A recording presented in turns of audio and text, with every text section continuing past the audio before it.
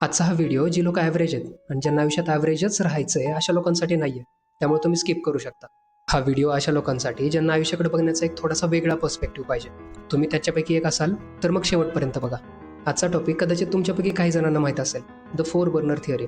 ऐकायला तशी सिंपल आणि साधी थिअरी आहे, पण जर खरंच बसून विचार केला तर डोळे उघडणारी गोष्ट आहे. या थिअरीनुसार इमॅजिन करा की आपलं आयुष्य म्हणजे एक गॅसची शेगडी आहे, ज्याच्यावर 4 बर्नर आहेत. ते 4 बर्नर रिप्रेझेंट करतात आपल्या आयुष्यातले 4 मुख्य घटक: फ्रेंड्स, फॅमिली, करिअर आणि हेल्थ. आणि ऑफकोर्स गॅस लिमिटेड आहे. तो गॅस म्हणजे आपल्या आयुष्यातली आपली एनर्जी आणि टाईम. त्यामुळे आपल्याला जर जास्त वेळेसाठी 4ही बर्नर चालू ठेवायचे असतील तर कमी पॉवरवर चालू ठेवावे लागतात. अशा वेळी कुठलंच बर्नर त्याच्या फुल पोटेन्शियलला जात नाही. कुठलं तरी एक बर्नर फुल केलं तर बाकीच्या बर्नर्सची पॉवर आपोआप कमी होते.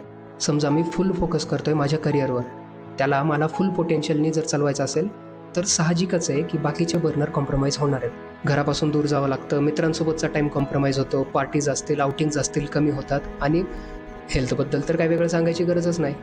या 4पैकी कोणत्या तरी एका एरियामध्ये एक्सेल करायचं म्हणलं तर बाकीच्यांसोबत कॉम्प्रोमाइज होतं म्हणजे होतंच. That's the universal rule. थोड्या वेळासाठी का असेना पण बाकीच्या बर्नरला कमी करावं लागतं. मी म्हणत नाही आहे की तुम्ही एकामध्ये एक्सेल करण्यासाठी बाकीच्यांना कमी करा. This is already we are doing. मी फक्त त्याची आठवण करून देतोय.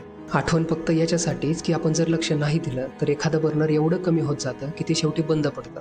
प्रश्न फक्त एवढाच आहे की आयुष्यामध्ये तुम्ही कोणत्या वेळेला कोणतं बर्नर फुल पोटेन्शियलमध्ये चालवायला तयार आहेत आणि त्यासाठी कोणाला कमी करायला तुमची तयारी आहे.